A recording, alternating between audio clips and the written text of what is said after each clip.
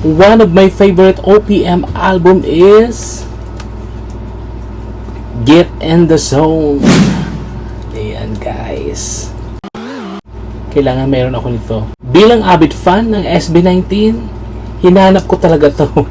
Hindi ako pumayag na wala akong ganito. So, buksan natin. Andito lahat ng mga favorite song ko sa kanila, especially yung Hanggang sa Huli and Tila Luha, and syempre kung paano sila sumikat dahil doon sa, and one of the best OPM album is SB19 Pagsibol. Wow. And I hope meron kayo nito guys, kasi isa to sa pinaka the best album na nagawa dito sa atin sa Pilipinas. And ito lang naman ay nilabas ng SB19. Ito ang kanilang Sophomore album, second studio album. Yan. Ang daming mga hits song nila dito, like yung Bazinga, diba? Wow, What? Andito yung What. And syempre yung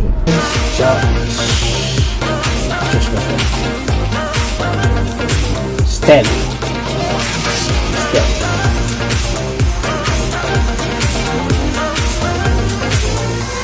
Pinuno.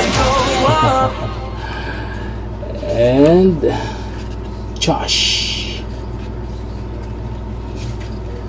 And ganda na pagkaka-edit. I think Stel. Ay, Stel ba to?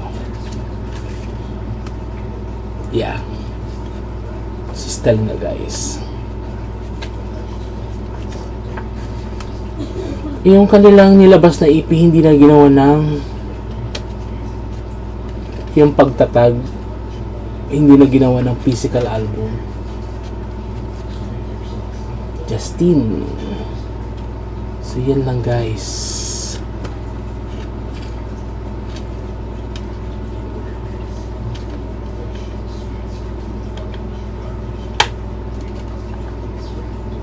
Yan.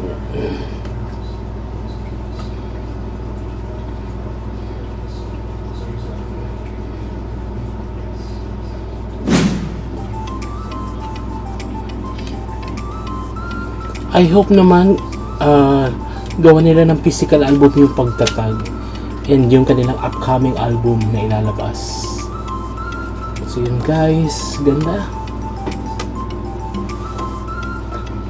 Ito yung checklist ng ng album.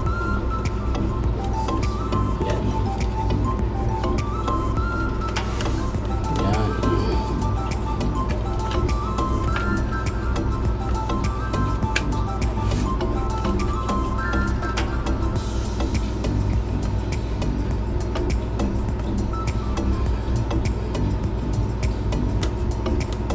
Pagsibol. Sobrang wow.